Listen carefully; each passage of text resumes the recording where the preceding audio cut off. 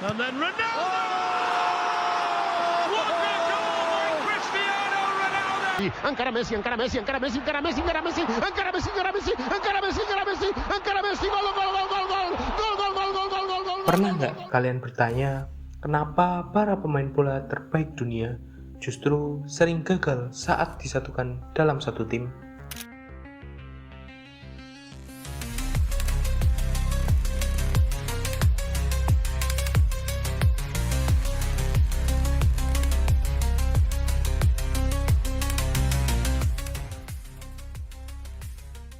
Di mata kita, mereka adalah ikon, pencetak gol terbanyak, peraih Ballon d'Or, wajah dari jutaan mimpi anak kecil di seluruh belahan dunia.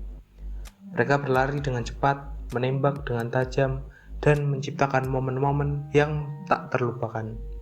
Tapi di balik semua itu, tersembunyi sesuatu yang tak banyak kita pahami.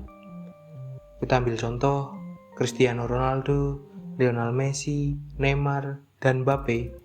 Mereka bukan sekedar bintang. Mereka adalah simbol kejayaan individu. Tapi ketika mereka disatukan dalam satu ruang ganti, satu strategi, dan satu tujuan, kenapa justru mereka gagal bersinar bersama? Mereka bukan sekedar atlet. Mereka adalah produk dari tekanan, ekspektasi, trauma masa kecil, dan dorongan ego yang terus membesar setiap kali sorakan terdengar. Kemenangan bukan lagi tentang tim, tapi tentang siapa yang jadi legenda paling terang. Hari ini, kita akan menyelami sisi lain dunia sepak bola, tentang bagaimana ego dibentuk, bagaimana ia mempengaruhi dinamika tim, dan kenapa terlalu banyak bintang bisa membuat suatu tim menjadi buta arah. Kita akan menjelajah lewat cerita, konflik, dan teori psikologi yang selama ini tersembunyi di balik gemerlap lampu stadion.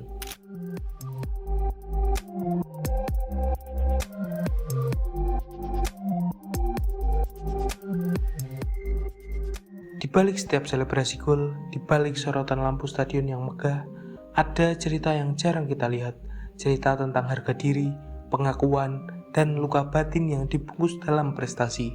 Cristiano Ronaldo misalnya, seorang pekerja keras sejati, tapi juga sosok yang sulit menerima posisi sebagai nomor 2. Ia pernah berkata terang-terangan bahwa ia tak bisa menerima duduk di bangku cadangan, dan bukan hanya sekali ia terlihat kecewa saat diganti oleh pelatih. Dalam Self-Determination Theory oleh Deci dan Ryan, ego seperti ini tumbuh dari kebutuhan dasar manusia, yakni otonomi, kompetensi, dan koneksi.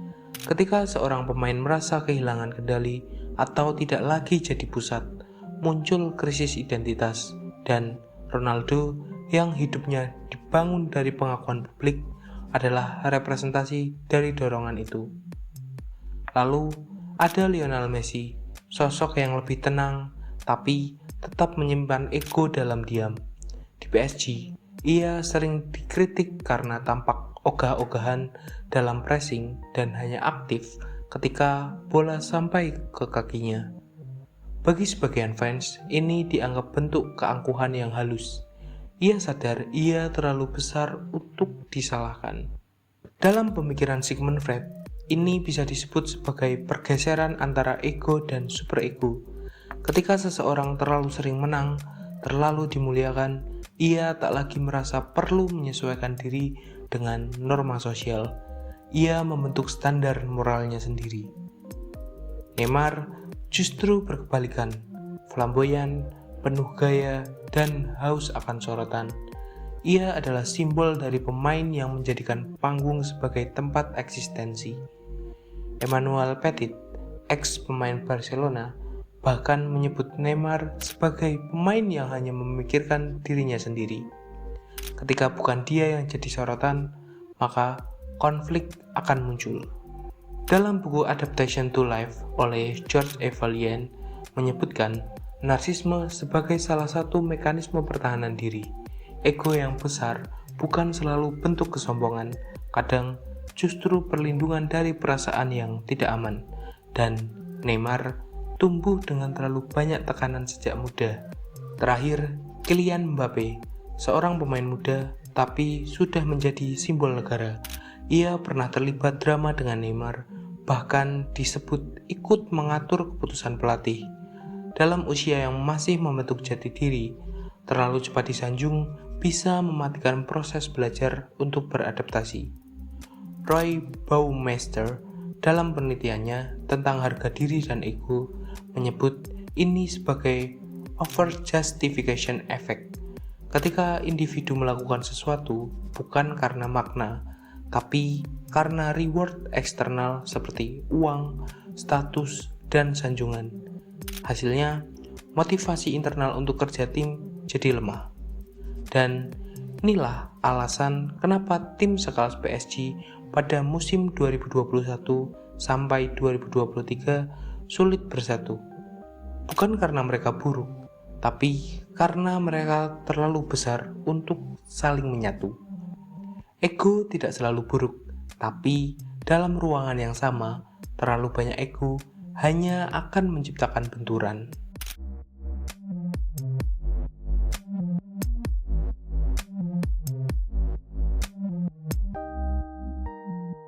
Pada level individu, mereka adalah legenda. Tapi sepak bola tidak pernah hanya soal satu orang. Dan disinilah masalahnya dimulai. Ketika para bintang ini disatukan dalam satu ruang ganti, satu taktik, satu ambisi, mereka tidak saling memperkuat, justru saling menekan. Karena tidak ada yang mau jadi pelengkap. Semua ingin jadi pusat cerita. Di atas kertas, PSG musim 2021 sampai 2023 adalah tim impian, di mana Messi, Neymar, Mbappe, mereka adalah gabungan dari skill, kecepatan, pengalaman, dan kreativitas. Tapi di dunia nyata, justru mereka gagal menjuarai Liga Champions, bahkan tak jarang kalah dengan tim yang biasa-biasa saja. Lalu, pada musim 2024-2025, PSG datang tanpa bintang. Tidak ada Messi, tidak ada Neymar, dan tidak ada Mbappe. Tapi justru mereka yang berhasil juara, bahkan membantai Inter Milan dengan skor 5-0 pada laga final. Apa yang sebenarnya terjadi? Jawabannya sederhana. Tim itu bukan soal seberapa bersinarnya satu orang, tapi seberapa dalam mereka saling percaya. Dalam Theory of Social Identity oleh Henry Tajfel disebutkan bahwa individu dalam kelompok akan merasa aman dan efektif ketika mereka mengidentifikasi dirinya sebagai bagian dari satu kesatuan, bukan sebagai entitas individu. Masalahnya, pemain bintang seringkali merasa dirinya lebih besar dari tim itu sendiri. Ketika semua ingin jadi matahari, lalu siapa yang akan menjadi orbitnya?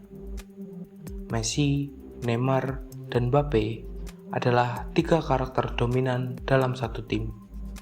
Bukan cuma berbeda gaya bermain, tapi juga visi, ritme, dan cara melihat dunia.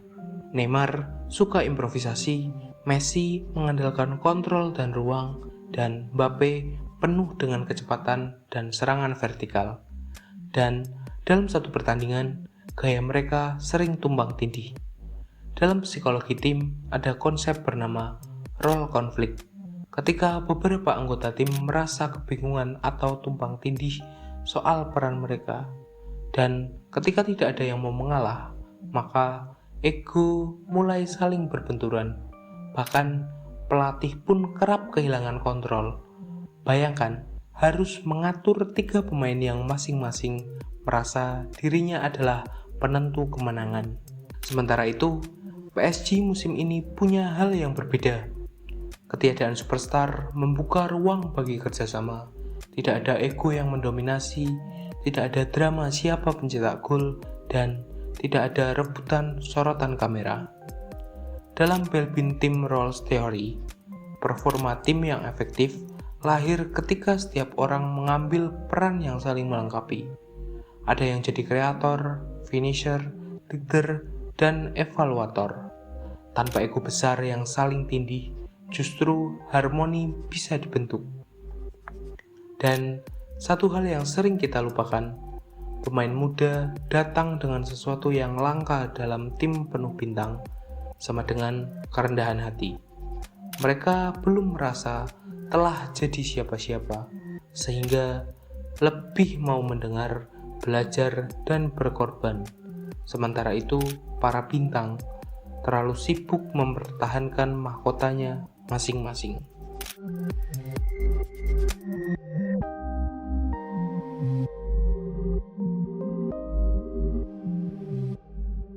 Di bagian sebelumnya, kita melihat bagaimana ego besar bisa membuat tim raksasa seperti PSG kesulitan untuk berkembang.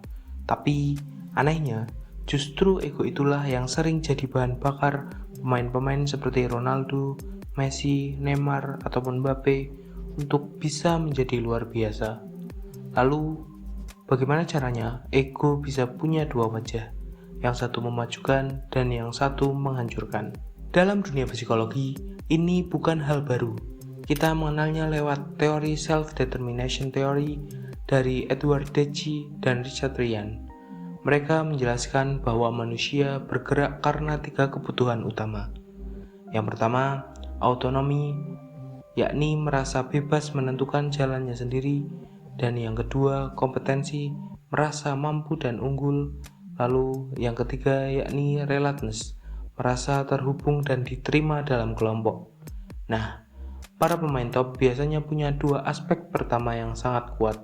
Mereka ingin bebas dan mereka merasa luar biasa hebat. Tapi ketika mereka tidak merasa terhubung atau tidak diperlakukan sebagai bagian dari satu tim, maka akan muncul konflik. Contohnya, Cristiano Ronaldo yang ingin tetap jadi pusat permainan meski usianya sudah tak muda lagi. Lalu ada Lionel Messi yang sempat mendapat kritik karena enggan menjalankan taktik yang diminta oleh pelatih. Kemudian ada Neymar yang dicap egois karena sering mengabaikan instruksi dan bermain secara individualistis. Dan terakhir, Mbappe bahkan sempat ingin mengambil alih kendali arah tim dari luar lapangan. Semua itu bukan sekedar masalah teknis, itu adalah psikologis. Ketika ego tidak ditata, ia menjadi tembok besar yang memisahkan antara pemain, bukan malah menjadi jembatan antar individu dalam tim.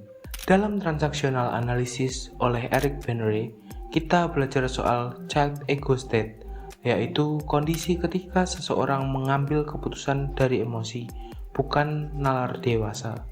Para pemain yang merasa dilangkahi egonya bisa bertindak tidak rasional, ngambek, berseteru, bahkan merusak dinamika tim. Sebaliknya, PSG musim ini justru lebih tenang. Tanpa pemain yang harus disebut GOAT di setiap headline, mereka bisa bekerja sebagai kesatuan. Tak ada yang saling pamer, tak ada yang saling jegal. Teori Belbin Team Roles menjelaskan, tim yang sukses adalah tim yang perannya saling melengkapi. Ada pemimpin, ada eksekutor, ada pengamat, dan ada penyeimbang. Itu hanya bisa terjadi kalau tidak semua orang mau jadi pusat perhatian. Ego itu seperti api. Kalau diarahkan, dia bisa menghangatkan. Tapi kalau dibiarkan, dia bisa membakar rumah yang kalian sudah bangun bersama. Jadi, pertanyaannya bukan lagi siapa yang paling hebat, tapi siapa yang paling rela menyisihkan egonya demi kemenangan bersama.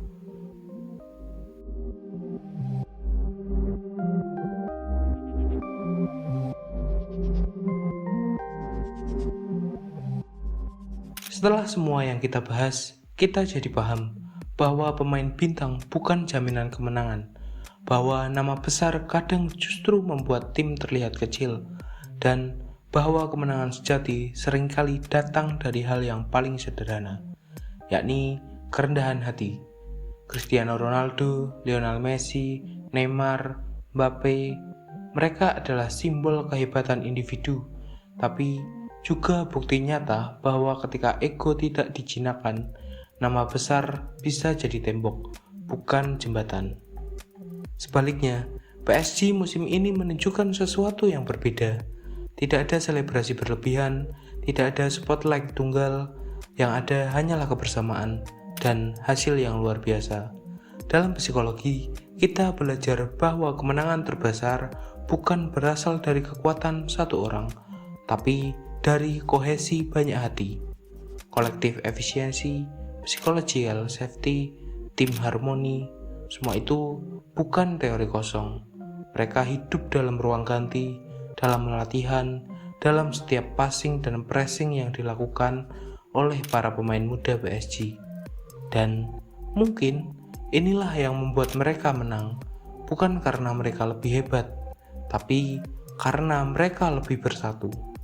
Jadi, pertanyaannya bukan lagi siapa pemain terbaik di dunia, tapi siapa yang paling bisa menyatu dalam tim tanpa harus menguasainya. Dan kalau kamu sedang berada dalam tim, entah di dunia kerja, komunitas, atau keluarga, coba lihat sekeliling. Apa kamu sedang jadi bagian dari kemenangan bersama, atau kamu masih sibuk ingin disebut sebagai bintangnya? Ingatlah, kadang keputusan paling besar adalah ketika kamu memilih untuk tidak jadi pusat perhatian, karena kadang tim yang menang besar justru dibangun oleh orang-orang yang rela untuk menjadi kecil.